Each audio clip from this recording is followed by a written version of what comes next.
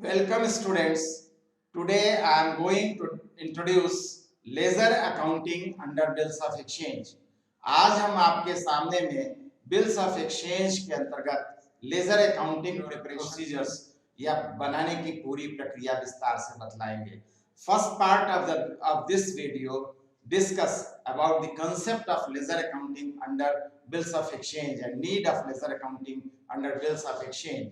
And last part of this video, an example question discussed or solved with ledger accounting. जैसा कि स्पष्ट रूप से आपको मालूम हो गया है, ड्रॉयर और ड्रॉई दो पार्टी होते हैं और डिफरेंट पास्ट वीडियो में बिल्स ऑफ एक्सचेंज से रिलेटेड वीडियो में हम आपको बतलाए हैं कि क्रेडिट सेल्स एक्सेप्टेंस ऑनर हो जाने पर तो बात खत्म हो गई, लेकिन अगर डिसऑनर हो गया, नोटिंग चार्जेज हो गया, इंटरेस्ट हो गया, उसके बाद रिन्यूअल ऑफ द बिल हो गया और उसके भी ड्यू डेट में पेमेंट मिल गया तब तो बात खत्म हो गई, लेकिन पेमेंट नहीं मिला या इंसॉल्वेंसी हो गई तो इस कंडीशन में पेमेंट लेना बाकी है। तो लेजर अकाउंटिंग आखिर बनाया क्यों जाता है? तो सबसे पहले किसके यहाँ किसका लेजर बनेगा? जैसा कि हम जानते हैं, लेजर अकाउंटिंग से ही स्पष्ट हो जाता है कि ड्यूज है या ड्यूज क्लियर हो गया, बिल का पेमेंट हो गया है या बिल का पेमेंट बाकी है। निश्चित रूप से ड्रॉयर के यहाँ जब हम अकाउंटिंग करते हैं तो जब भी नाम आता है जर्नल एंट्रीज में तो ड्रॉई का नाम आता है, तो लेजर अकाउंट बनेगा ड्रॉई का। और ड्रॉई का लेजर अकाउंट बनाने के बाद अगर टोटल मैच कर जाता है, इसका मतलब ड्रॉई ने बिल का पेमेंट कर दिया है। अगर नहीं मैच करता है, डिफरेंस है, इसका मतलब लेजर अकाउंट से भी ये पता चलता है कि ड्रॉई से भी पैसा लेना बाकी है। याद रखना है, इंसॉल्वेंसी के बावजूद भी पार्ट पेमेंट मिलने पर ये अज्यूम कर लिया जाता है कि अब बिल का पेमेंट हो गया, कोई भी ड्यूज बकाया नहीं है, मिलने नहीं जा रहा है। इस कारण से उस कंडीशन में भी हम देखेंगे कि लेजर अकाउंट में ड्रॉई का लेजर अकाउंट का टोटल टैली कर जाएगा। इसी तरीके से जब हम ड्रॉई के यहाँ जर्नल एंट्रीज बनाएंगे तो नाम आएगा ड्रॉयर्स का, तो लेजर अकाउंटिंग बनेगी ड्रॉयर्स का। वहां पर भी वही केस है, वही कंडीशन है कि ड्रॉयर्स का अगर लेजर अकाउंट टैली कर गया, इसका मतलब ड्रॉई ने पेमेंट कर दिया है, और अगर टैली नहीं किया, इसका मतलब ड्रॉई के यहाँ पैसा अभी ड्रॉई को अभी पैसा देना। जब भी हम लेजर अकाउंटिंग करते हैं तो उद्देश्य मकसद यही होता है, जानना यही होता है कि आखिर बिल्स का पेमेंट बच गया है या बिल्स का पेमेंट हो चुका है।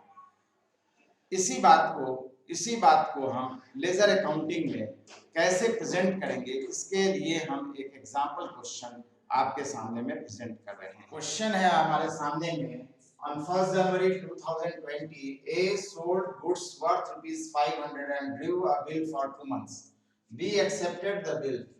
On due date, the bill was dishonored and noted with ₹60, and B accepted a new bill with ₹40 as interest for another 1 month. On due date, the second bill,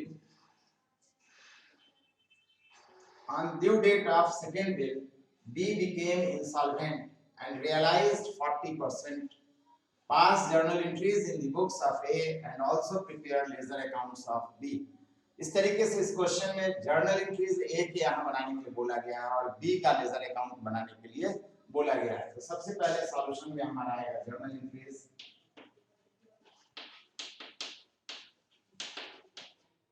in the books of A.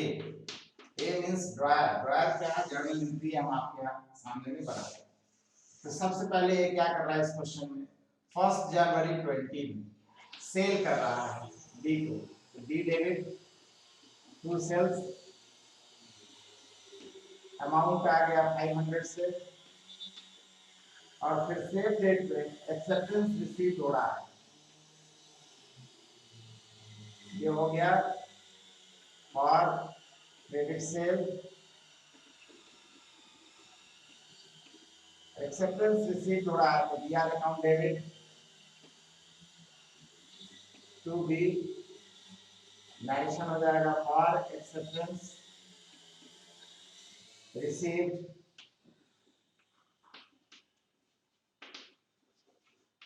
For 2 months।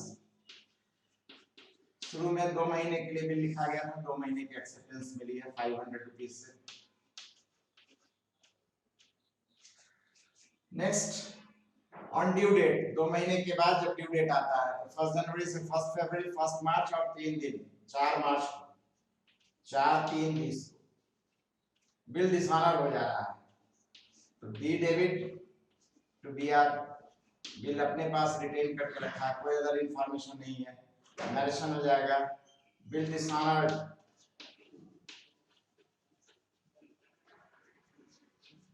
And noted, noting charges भी पे कर रहा है, खुद से पे कर रहा है, इसलिए एंट्री बनेगी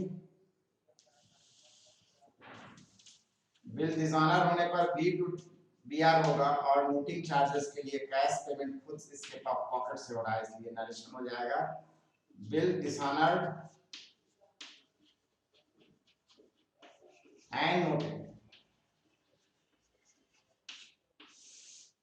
यहाँ पर 500 नोटिंग चार्जेस है 60 रुपीज, बिल अमाउंट हो गया 560 rupees cash payment for noting charges. इसके पश्चात सेम डेट में इंटरेस्ट रिसीवेबल है, इंटरेस्ट के साथ नया बिल एक्सेप्ट कर रहा है, इसका मतलब इंटरेस्ट रिसीवेबल है, तो इस इंटरेस्ट इसको मिलना है, इसके लिए गेन है, क्रेडिट करेंगे, किससे मिलना है, तो बी डेबिट टू इंटरेस्ट, कितने अमाउंट से 60 रुपीज, नरेशन हो जाएगा for interest receivable.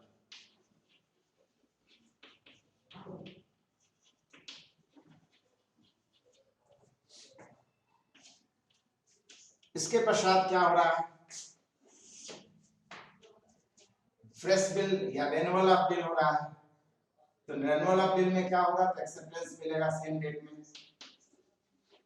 Narration journal entry हो जाएगी B R debit to B bill renewed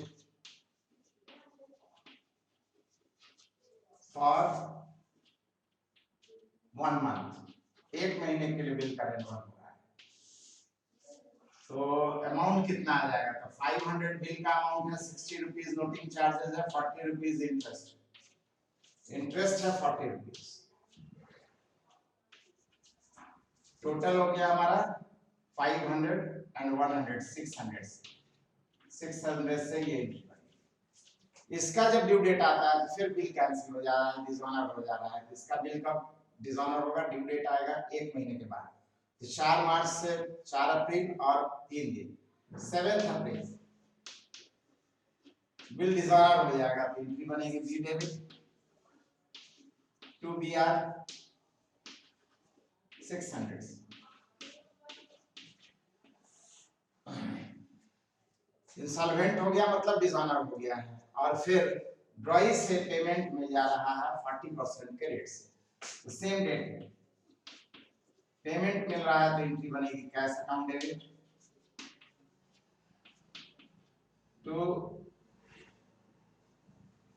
cash account debit, और जो पैसा नहीं मिला वो बैक डेट्स डेबिट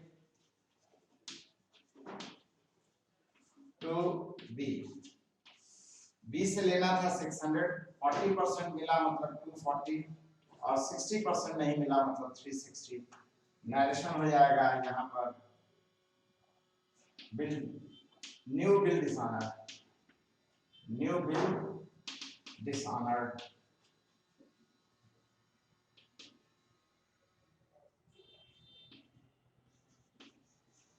और यहाँ पर नरेशन हो जाएगा due to insolvency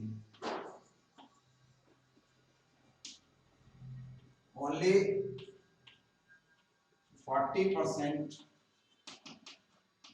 of the dues realize। इस तरीके से जर्नल एंट्रीज कंप्लीट हो जाने के पश्चात अब लेजर अकाउंटिंग बनाएंगे। लेजर अकाउंटिंग किसका बनेगा इसके यहाँ, तो जैसा कि देख रहे हैं ड्रॉई अर्थात बी का लेजर अकाउंट बनेगा, तो बी का अकाउंट बनेगा बीज अकाउंट, दो साइड में कॉलम बनता है लेजर का, दो साइड में बनेगा,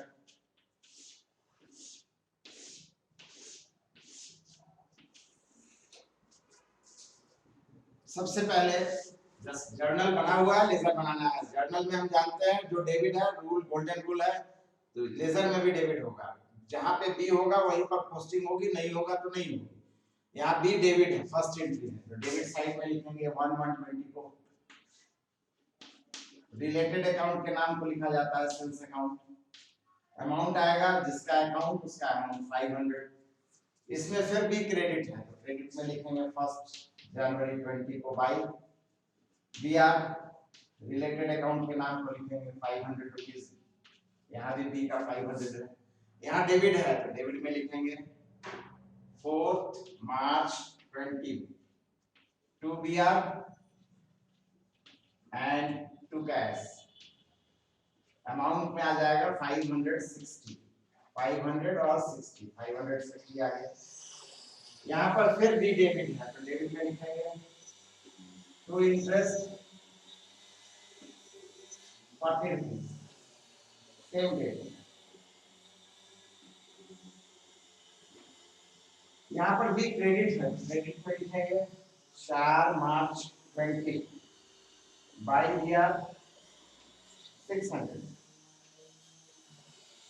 यहाँ पर भी डेबिट है तो डेबिट में लिखेंगे 2 ईयर 600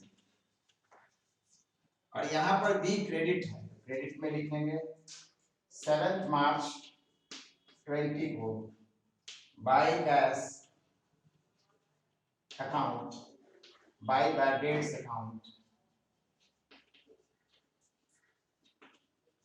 अमाउंट आ जाएगा कैश में 240 और 360 आ जाएगा हमारा बैड डेट्स में। फाइनली टोटलिंग करेंगे अमाउंट का। डेबिट में आ गया 600 700 1200 और 5 1700। क्रेडिट के भी अमाउंट की टोटलिंग करेंगे 60 40 100 4 to 6 6 12 5 70। जैसा कि बताया इंसॉल्वेंसी के बावजूद भी जो पैसा देना था दे दिया, नहीं देना था नहीं दिया, माना जाएगा कि पेमेंट जो है मिल गया है, अब बिल का कोई ड्यूज अमाउंट नहीं है। इस कारण से यहाँ पर हम देख रहे हैं ड्रॉई का अकाउंट में टोटल मैच कर गया। मान लीजिए इंसॉल्वेंसी नहीं होता, पेमेंट नहीं करता तो ये पोस्टिंग नहीं होती, ये पोस्टिंग ये जर्नल नहीं बनता, ये पोस्टिंग नहीं होती तो फिर यहाँ पर बैलेंस सीडी निकलता है। By balance CD to balance BD के नाम से लिखते हैं। अर्थात बैलेंसिंग होने का मतलब है कि अभी भी ड्रॉई के यहाँ पैसा ड्यूज है और ड्यूज है तो निश्चित रूप से total of the ledger account match नहीं करेगा और अगर टोटल पेमेंट मिल गया है तो हमारा मैच कर जाएगा। इस बात को ध्यान में रखते हुए हम लेजर अकाउंटिंग से रिजल्ट की जानकारी ले पाते हैं। इस तरीके से आज से संबंधित जितनी जानकारी देना चाहिए इस वीडियो में हम प्रेजेंट कर चुके हैं। जहां तक अगले वीडियो की बात आती है, अगला वीडियो जो होगा हमारा वो एकोमोडेशन ऑफ बिल से रिलेटेड होगा। मतलब बिल दो तरह का होता है, एक होता है ट्रेड बिल और दूसरा होता है एकोमोडेशन बिल। अब तक जितनी भी जानकारी हम आपको कराए हैं वो ट्रेड बिल था, जहां ट्रेडिंग ऑब्जेक्टिव है, मतलब क्रेडिट सेल किया गया है, ड्यूज अमाउंट के रियलाइज करने के लिए बिल लिखा जा रहा है, इसका मतलब वो ट्रेड बिल है, व्यापारिक मकसद से लिखा गया बिल है। अब हमारा जो दूसरा पार्ट है वो है एकोमोडेशन बिल। बिल में दूसरा पार्ट है एकोमोडेशन बिल अर्थात पारस्परिक सहायतार्थ बिल। मतलब एक दूसरे की मदद करने के लिए, बिजनेस में कभी कभी एक बिजनेसमैन दूसरे बिजनेसमैन को सपोर्ट करता है और सपोर्ट करने के पर्पस से, फाइनेंशियली जरूरी नहीं है सपोर्ट करना, अगर हम सिर्फ एक्सेप्टेंस दे दें उसके बिल का जबकि हम ड्यूज नहीं रखे हैं, फिर भी दोस्ती के नाते, फ्रेंडशिप के नाते या बिजनेस में आपस के रिलेशनशिप के नाते हम उसके बिल को एक्सेप्ट कर देते हैं और वो बिल को बैंक से डिस्काउंट करा देता है तो पैसे की जो प्रेजेंट नीड है उसका वो फुलफिल हो जाएगा। और जिस तरीके से हमने एक्सेप्टेंस दिया है ड्यू डेट में, उसको चाहिए कि हमारा पैसा लौटा दे जिससे कि हम बिल का पेमेंट कर सके, क्योंकि हमने एक्सेप्ट किया है मतलब हम ड्रॉई है तो पेमेंट हम ही को करना है। अगर इस तरीके की बातें हो जाती है तो यही हमारा बिल, यही कंडीशन जो है हमारा एकोमोडेशन ऑफ बिल के नाम से जाना जाता है। इसके डिफरेंट कंडीशंस के लिए आगे अनेक वीडियो में हम इसकी जानकारी प्रेजेंट करेंगे, विद एग्जांपल उदाहरण के साथ स्पष्ट करेंगे। निश्चित रूप से हम फिर आपसे इस बात को स्पष्ट कर रहे हैं कि आप हमारे वीडियो को, एक एक वीडियो को क्लियरली देखिए, साफ साफ देखिए, बार बार देखिए और फिर उससे रिलेटेड आपके बुक में जितने भी क्वेश्चन हैं, मतलब अब तक हम ट्रेड बिल की पूरी जानकारी करा दी, तो एकोमोडेशन हेडिंग जहां भी है क्वेश्चन में या एकोमोडेशन से रिलेटेड जो भी क्वेश्चन है उसके पहले जितने भी क्वेश्चंस हैं सभी को अब आप सॉल्व कर सकते हैं। कहीं पर भी किसी को कोई दिक्कत आती है तो आप अपनी बात को कमेंट सेक्शन में रखिए, हम उसका स्पष्ट रूप से जानकारी आपको प्रेजेंट करेंगे। और अगर इसके बावजूद भी अगर लगता है हमें कि आपका प्रॉब्लम थोड़ा ज्यादा है, एक ये कमेंट में उसका उत्तर स्पष्ट नहीं किया जा सकता है, तो हम फ्रेश वीडियो, नया वीडियो बना करके उसकी जानकारी पेश करेंगे, प्रेजेंट करेंगे। साथ ही साथ आपसे पुनः हम इस बात को कह रहे हैं कि आप हमारे वीडियो को शेयर कीजिए अपने दोस्तों के बीच में जितना ज्यादा हो सके, और लाइक कीजिए। साथ ही साथ सब्सक्राइब अगर अभी तक नहीं किए हैं तो आवश्यक रूप से सब्सक्राइब कीजिए। Thank you.